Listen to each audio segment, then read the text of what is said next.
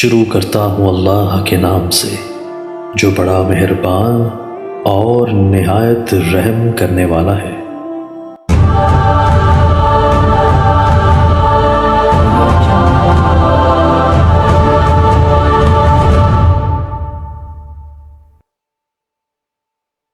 عمرہ شروع کرنے سے پہلے عورت کو حیض آ جائے، عمرہ نہیں ہو سکتا جب تک حیض ہے۔ بیٹی اتنا تو آپ بھی جانتی ہیں کہ آپ ناپاک ہو گئی، مسجد میں کیسے آئیں گی، طواف کیسے کریں گی؟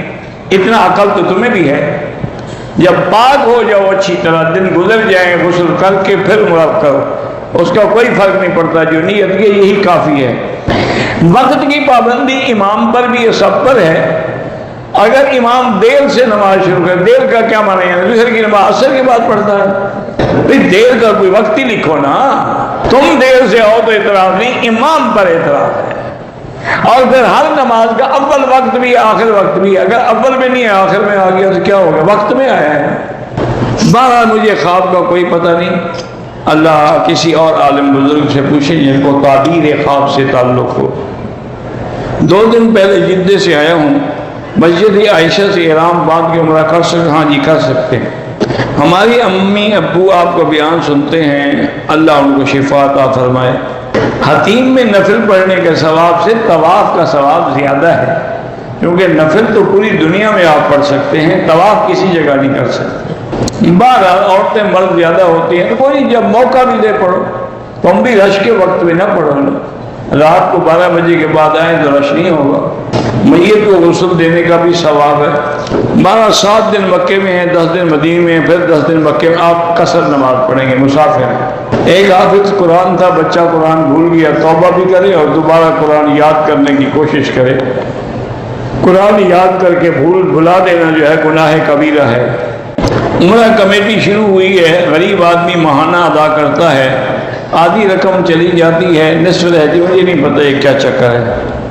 محمد شفیع سکھر سے سلام کہتے ہیں، بڑی مہربانی وسلام۔ اگر ہم میاں بیوی گھر میں ہیں اور جماعت ہو جائے تو کیا میں امام بن کے اپنے بیوی بچوں کو پیچھے کھڑا کر کے نماز پڑھا سکتا ہوں؟ پڑھ سکتے ہیں، بالکل پڑھنا چاہیے۔ کسی جگہ نمازوں کی قضا دے سکتے، جہاں موقع ملے قضا کرو۔ شوق سے کتا پالنا منع ہے، شکار کے لیے اور نگرانی کے لیے جائز ہے۔ چاشت کی رکعتیں جو ہیں وہ 8 ہیں، لیکن جتنا اللہ توفیق دے پڑھو۔ فجر کی سنت میں شک ہے کہ 1 رکعت پڑھی یا 2، تو سورج نکلنے کے بعد پڑھ لو۔ بہرحال ایک مسئلہ ہم نے بتا دیا کہ میلاد کرنا جو ہے وہ بدعت ہے، نہ حضور پاک کا حکم ہے نہ صحابہ کا عمل ہے۔ یہ حضور کی وفات کے 600 سال بعد ایک بادشاہ نے یہ رواج نکالا تھا، وہ رواج لوگوں کے گلے میں پڑ گیا۔ قبر میں عذاب ہوگا تو پھر قیامت والے دن سزا کیوں ہوگی؟ قبر کا عذاب ایسے ہوگا جیسے مجرم کچی میں ہوتا ہے، اور قیامت کا عذاب ایسے ہوگا جیسے پکی جیل میں چلا جاتا ہے۔ پہلے کچی کی سزا بھگتتا ہے مجرم، 2 سال پڑے رہتے ہیں، کوئی تھانے کی جیل میں، کوئی ویسے جیل میں، ابھی فیصلہ ہی نہیں ہوا۔ اچھا اس کے مقدمے کی سزا ہی کل 2 سال ہو تو اس کے باوجود وہ 2 سال پہلے بیچارہ کچی میں کاٹ چکا ہوگا، فیصلے مقدمے میں ہی کوئی نہیں سنتا۔ آج ہی میں سن رہا تھا، وہ ہمارے کھوسا صاحب کی جسٹس جو ہیں، جو کہ اتفاق سے وہ بھی بلوچ برادری کے آدمی ہیں، تو وہ یہی رونا رو رہے تھے کہ لوگ جو ہیں وہ جیلوں میں گل سڑ جاتے ہیں، کبھی پیشی نہیں ہو رہی، کبھی گاڑی نہیں مل رہی، کبھی گواہ نہیں مل رہا، کبھی تفتیش مکمل نہیں ہوئی، کبھی چلان مکمل نہیں ہوا، ہم کیا کریں؟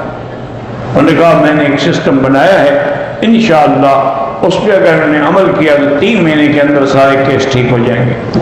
جمعہ یا عیدین کے خطبے کے دوران جب امام صاحب بیٹھتے ہیں خطبے کے بعد، لوگ ہاتھ اٹھا کے دعا مانگتے نہیں، ویسے دعا مانگ سکتے ہو کیونکہ ہو سکتا ہے کہ وہ گھڑی مستجاب ہو، لیکن ہاتھ اٹھا کے نہیں۔ ایک دوست بیمار ہے، اللہ شفا عطا فرمائے۔ بیمار کا علاج سورۃ فاتحہ اور زمزم سے اچھا کوئی نہیں۔ میں نے عمرہ ادا کر لیا، لیکن حلق میں نے جیرانہ میں کیا، جیرانہ حدود حرم سے باہر ہے، لہذا آپ پہ دم پڑ گئی۔ جس مسجد میں جمعہ نہیں ہوتا ہے، اگر جمعہ بندہ نہ وہیں اذان دے ٹھیک ہے، نہیں پڑھ سکا ظہر پڑھیں گے۔ کہتے ہیں بریلوی حضرات کے حضور پاک قبر میں زندہ ہے اس لیے ہم جشن مناتے ہیں۔ یہ کیا دلیل ہوئی کہ اب انبیاء کا زندہ ہے تو سارے انبیاء زندہ ہیں، پھر صرف حضور کا جشن کیوں مناتے ہو؟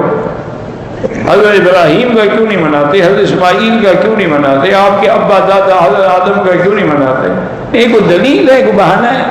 میں نے بیوی کو دھمکی دی کہ اگر فلاں عورت سے میں نے شادی نہ کی تو تمہیں طلاق، تو بہرحال حنفی مسلک میں تو کرو گے تو طلاق ہو جائے گی، نہ تو باقی اماں کہتے ہیں یہ قسم ہے، بس کفارہ دے دے اور توبہ کرے۔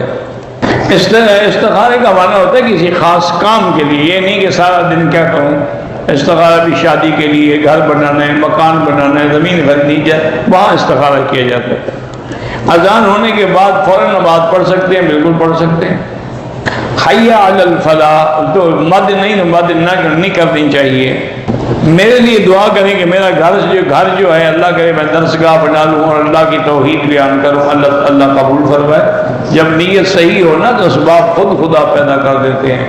اولاد کو نماز کا پابند بنائیں، نمازی لوگوں کی صحبت میں بٹھائیں، ان کو علماء کے درس سنائیں، ان کو صحیح مسجد کے امام جو ہیں ان کے پاس لے جائیں، گھر میں ان کو تربیتی کتابیں سنائیں، فضائل نماز، فضائل روزہ۔ میں نے ایک دوست کو کہا کہ ڈاکٹر اسرار صاحب کے بیان سنا کرو، انہوں نے کہا اس نے کسی عالم سے نہیں پڑھا۔ تم نے کس عالم سے پڑھا ہے؟ صرف اعتراض کرنا جانتے ہو۔ بہرحال وہ ایک بہت بڑے عالم تھے اور اللہ نے ان کو قرآن پاک کی خدمت کی بڑی توفیق دی، اب ان کی اولاد بھی کر رہی ہے۔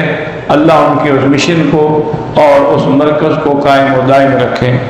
اگر کسی کا شوہر غصے میں یا مذاق میں اسلام کا مذاق بنائے تو کیا کیا جائے؟